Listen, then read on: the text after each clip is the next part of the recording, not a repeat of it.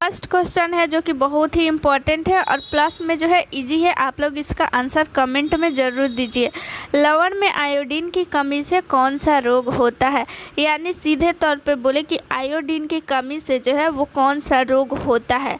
Iodine का आप लोग साथ में सिंबल का भी आप लोग कमेंट में दीजिए। आयोडीन का सिंबल क्या होता है?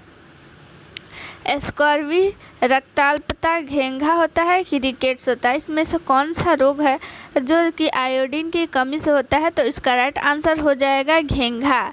देखिए आप लोग जो है आयोडीन का सिंबल याद रखिएगा। कभी कभी सिंबल से भी जब साइंस का क्वेश्चन उसमें रहता है, नॉन टेक्निकल क्वेश्चन आता है, तो ये सारे क्वेश्चन पूछ दिया जाएगा कि आयोडीन का सिंबल क्या होता है। तो आयोडीन का सिंबल जो है वो आई होता है और जो है इसका परमाणु क्रमांक जो होता है आयोडीन का वो हो जाता है 53। अगर ऑप्शन की बात करें तो ऑप्शन नंबर फर्स्ट है स्कर्वी। स्कर्वी किस विटामिन की कमी से होता है? तो स्कर्वी जो है विटामिन सी की कमी से होता है। और रक्ताल्पता यानी कि ये जो है रक्ताल्पता खून की कमी जो है वो विटामिन B12 की कमी से या फिर रक्त में जो है वो हीमोग्लोबिन के कमी के कारण भी होता है। अब घेंघा किसके कारण होता है? वो तो लवण के कारण हो गया। और जो है अगर रिकेट्स की बात करें तो रिकेट्स जो है वो विटामिन डी की कमी से बच्चों में जो है ये रोग होता है। देखिए यहाँ पे जो है रक्ताल्पता दिया है, ये विटामिन B6 और B12 दोनों के कारण होता है। तो ये जो है आप लोग दोनों याद रखिएगा। ऑप्शन में जो रहेगा वो आप लोग टिक कर दीजिएगा। चलिए दूसरा क्वेश्चन क्या कहता है, आप लोग इसको ध्यान से पढ़िए। दूसरा क्वेश्चन क्या कहता है कि मनुष्य कोशिका को विशेष उपापचयी क्रिया के लिए कितने विभिन्न विटामिन की आवश्यकता होती है? देखिए उपापचयी क्रिया के लिए कितना विटामिन की आवश्यकता होती है हमारे शरीर में, उसी को पूछ रहा है। तो देखिए ऑप्शन नंबर फर्स्ट है 13, सेकंड है 6, 3 जो ऑप्शन नंबर 6 है वो 8 है, ऑप्शन नंबर डी है वो है 11।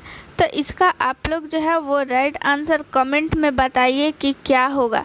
तो देखिए आप लोग इसका राइट आंसर जो हो जाएगा 13। इसका राइट आंसर क्या हो जाएगा 13। यानी उपापचयी क्रिया के लिए हमारे शरीर में जो है वो टोटल 13 विटामिन की आवश्यकता होती है। देखिए यहाँ पे बात आया उपापचयी क्रिया।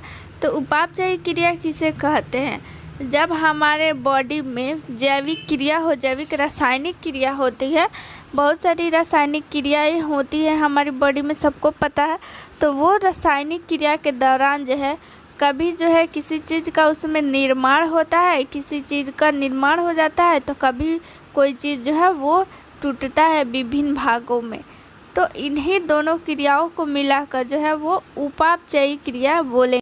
देखिए सजीव के शरीर में होने वाली सभी जैव व रासायनिक क्रियाओं को संयुक्त रूप से उपापचय कहते हैं। ये सजीव के वृद्धि एवं विकास, प्रजनन अनुकूल के लिए अत्यंत आवश्यक है।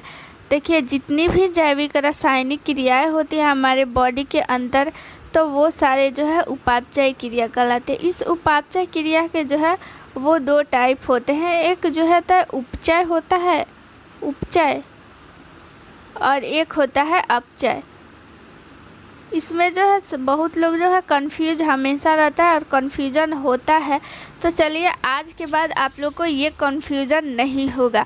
उपापचय हम लोग जान गए कि 2 प्रकार की होती है। इसको जो है एनाबॉलिज्म इंग्लिश में बोलते हैं उपचय को, और अपचय को कैटाबॉलिज्म। ये चीज़ भी आप लोग याद रखिएगा, इंग्लिश नाम भी कभी कभी दे देता है।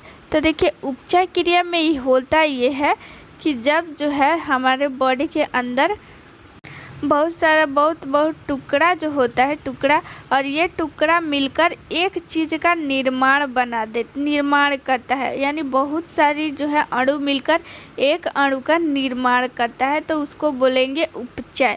और अपचय ये बोलेंगे जब एक बहुत बड़ा जो है अणु होता है, इसको जो है विभिन्न टुकड़ों में तोड़ दिया जाता है, तो उसको बोलेंगे अपचय। देखिए इसका एग्जाम्पल ये है उपचय का कि जैसे 20 एमिनो अम्ल होता है हमारे बॉडी में, जो है बहुत सारे प्रकार के 20 प्रकार के जो है एमिनो अम्ल जो है मिलकर एक जो है वो प्रोटीन का निर्माण करता है। तो ये क्या हो गया, ये विभिन्न जो है 20 जो है टुकड़ा हो गया अमीन का, एमिनो अम्ल का, और ये एक प्रोटीन बन गया, एक बड़ा चीज़ बन गया।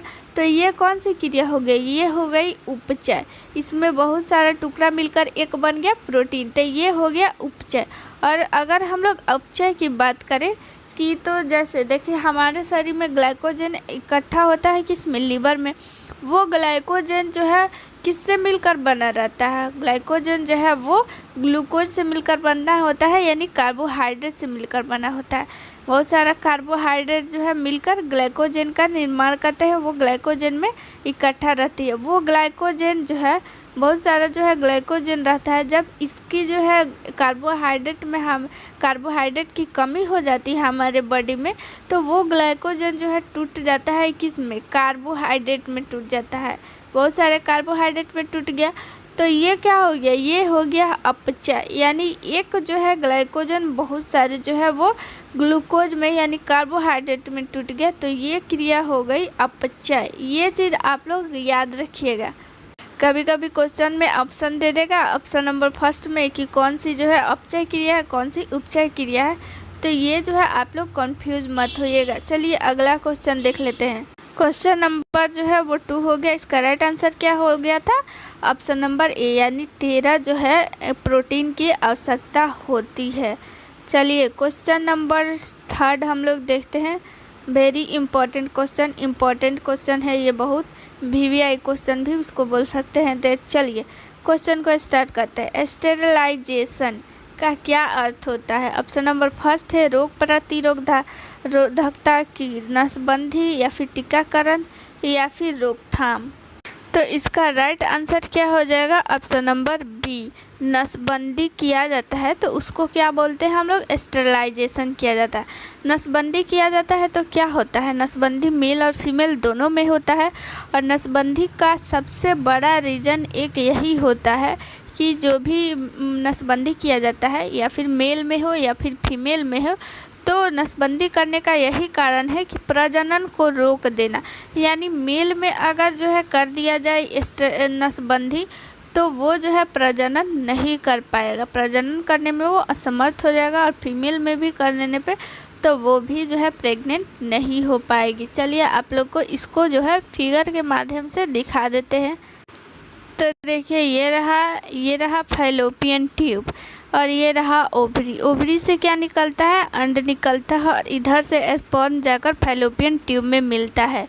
अगर क्या किया जाए कि इधर से क्या निकलता है, अंड निकलता है, और फिर जो है तो ये क्या किया जाता है, फैलोपियन ट्यूब को जो है वो जो है बांध दिया जाता है, और बांध कर यहाँ पर जो है वो कट कर दिया जाता है, ताकि जो है अंड और स्पर्म न मिले, जिससे जो है वो जो है लेडी जो है वो प्रेग्नेंट नहीं हो पाएगी। देखिए यहाँ पे आप लोग फिगर में देखिए, ये क्या हो गया, ये फैलोपियन ट्यूब है। यहाँ पे जो है वो बांध दिया जाता है, उसके बाद से यहाँ पे जो है वो कट लगा दिया जाता है, जिससे जो है वो स्पर्म जो है अंड से वो यानी एग से वो नहीं मिल पाता है। और बात करते हैं फीमेल में जो है, इसको जो है अगर फीमेल में जो है अगर ये किया जाता है नसबंदी, तो उसको क्या बोलते हैं, उसको ट्यूबेक्टोमी बोलते हैं। ये क्वेश्चन भी याद रखिएगा, इम्पॉर्टेंट है। इसको याद करने का तरीका एक यही है कि देखिए फीमेल में क्या होता है, ट्यूब होता है, यानी फैलोपियन ट्यूब होता है, फैलोपियन ट्यूब में ही वो किया जाता है, तो इसलिए इसको जो है ट्यूबेक्टोमी बोलेंगे। और मेल में क्या होता है, वास डिफरेंस होता है, वहाँ पे उसको कट लगाया जाता है, तो उसको जो है उसको नाम से ही इससे रिलेट कीजिएगा, वैसेक्टोमी। इस तरह आप लोग याद रख सकते हैं। देखिए ये रहा जो है वो मेल जो है नसबंदी है, यानी वैसेक्टोमी। ये हो गया वास डिफरेंस, यानी कि क्या हो गया, ये जो है वास डिफरेंस मतलब शुक्राशय, यानी इसमें से जो है वो शुक्राणु जो है आता है किसमें, इसमें शुक्राशय में। और उसके बाद से जो है ये जो है ये वास डिफरेंस ऐसे होते हुए यहाँ से स्पर्म निकल के और फिर फीमेल के वेजाइना में जाता है। तो यही जो होता है यहाँ पे वास डिफरेंस, यानी कि क्या, शुक्राशय को जो है वो यहाँ पे आप लोग को कट लगा दिया जाता है, जिससे जो है वो शुक्राणु जो है यहाँ इधर जो है यहाँ पे नहीं पहुँच पाता है, जिसके कारण जो है स्पर्म जो है वो फीमेल के जो यूट्रस में नहीं पहुँच पाता है और ना ही जो है वो लेडी प्रेग्नेंट हो पाएगी। ये रहा शुक्राशय और इसी शुक्राशय के रास्ते से ना ये जाता है स्पर्म, और ऐसे होते हुए ये जो है स्पर्म जो है ये पेनिस के माध्यम से फीमेल का जो यूट्रस होता है वहाँ पे जो है फैलोपियन ट्यूब के माध्यम से चला जाता है। तो यहाँ पे अगर कट लगा दिया जाए तो स्पर्म जो है वो तो जा नहीं पाएगा, तो जिसके कारण से जो है एग और स्पर्म नहीं मिलेंगे।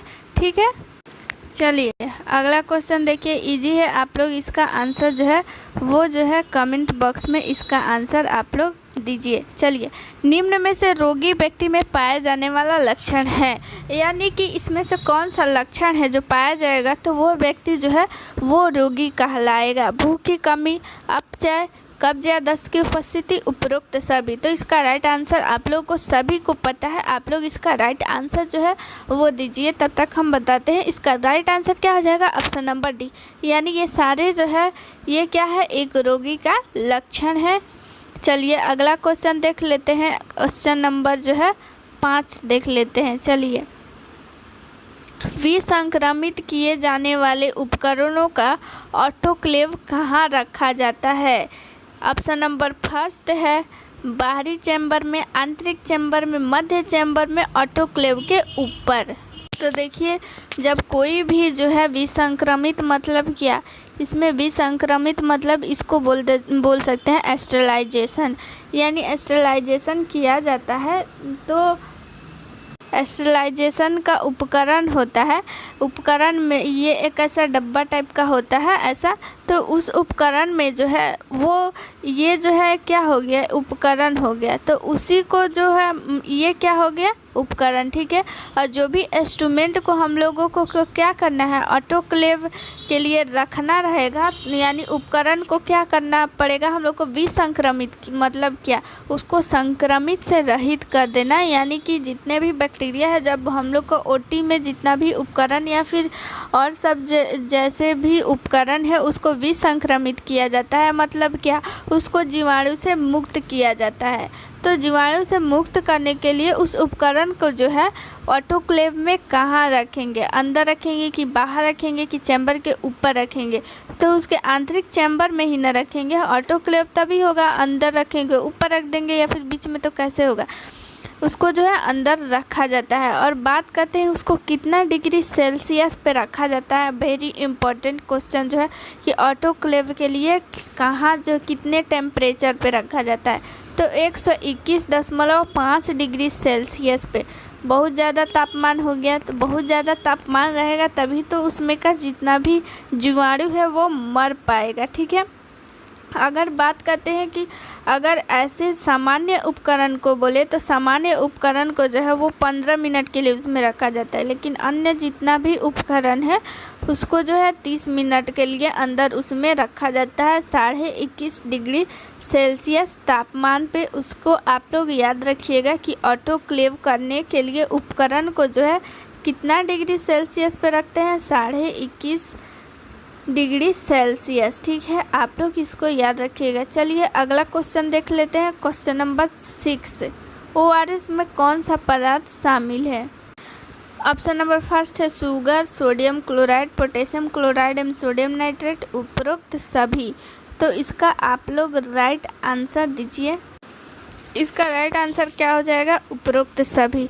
ORS में शुगर भी होता है, सोडियम क्लोराइड तो होना ही होना है, क्योंकि उसमें सबसे ज़्यादा कमी जब डिहाइड्रेशन होता है तो सबसे ज़्यादा कमी किसकी होती है, सोडियम क्लोराइड की, और उसके साथ साथ पोटेशियम क्लोराइड भी उसमें होता है और सोडियम नाइट्रेट भी होता है। तो इसका राइट आंसर क्या हो जाएगा, और ये ऑप्शन नंबर डी हो जाएगा।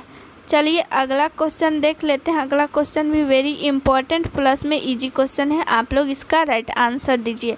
मलेरिया रोग की प्रभावी औषधि क्विनैन का निष्कर्षण किया जाता है, यानी मलेरिया रोग के लिए क्विनैन का जो है वो प्रयोग किया जाता है। और क्विनैन को जो है कैसे निकाला जाता है, यही पूछ रहा है कि जो है मलेरिया उपचार के लिए कुनैन औषधि का प्रयोग किया जाता है, तो कुनैन को जो है वो कैसे निकाला जाता है? सिनमेन की छाल से, सिनकोना की छाल से, तुलसी की पत्तियों से, कत्था वृक्ष की छाल से। तो इसका राइट आंसर आप लोग दीजिए। इसका राइट आंसर क्या हो जाएगा? Option number B. देखिए यहाँ पे सिनमैन है, यहाँ सिनकोना है, दोनों नाम जो है थोड़ा मिलता जुलता है, तो इसलिए एग्जाम में ऐसा ही ऑप्शन देता है। फर्स्ट ऑप्शन देखेंगे हम लोग, सिनकोना ऐसे मिलता है हम लोग जो है पढ़ने में, क्योंकि वहाँ पे जो एग्ज़ाम का प्रेशर रहता है टाइम का, तो जल्दी से हम लोग इसको सिनकोना ही पढ़ लेंगे। इसीलिए कितना भी इजी क्वेश्चन है, लेकिन उसका जो है चारों क्वेश्चन ज़रूर पढ़ना चाहिए। जब आप लोग चारों क्वेश्चन पढ़िएगा तो इसको भी ज़रूर पढ़िएगा, तो फिर आप लोगों का राइट आंसर ये मारिएगा, तब ध्यान से वो ध्यान में आ जाएगा। ठीक है, चलिए अगला क्वेश्चन देख लेते हैं। 8 नंबर क्वेश्चन क्या है, देखिए। मस्तिष्क जिम्मेदार है, यानी मस्तिष्क का इसमें से कौन सा काम है, यही पूछ रहा है। सोचने के लिए, हृदय गति नियंत्रण के लिए, शरीर के संतुलन के लिए, इन तीनों के लिए एथेनॉल के व्यावसायिक। तो इसका जो है देखिए यहाँ पे ये इसमें दूसरा कुछ ऐड हो गया है, इसमें जो है इसको काट दीजिए। ठीक है, ऑप्शन नंबर 4 हो गया, इनमें से तीनों के लिए जो है मस्तिष्क जिम्मेदार है।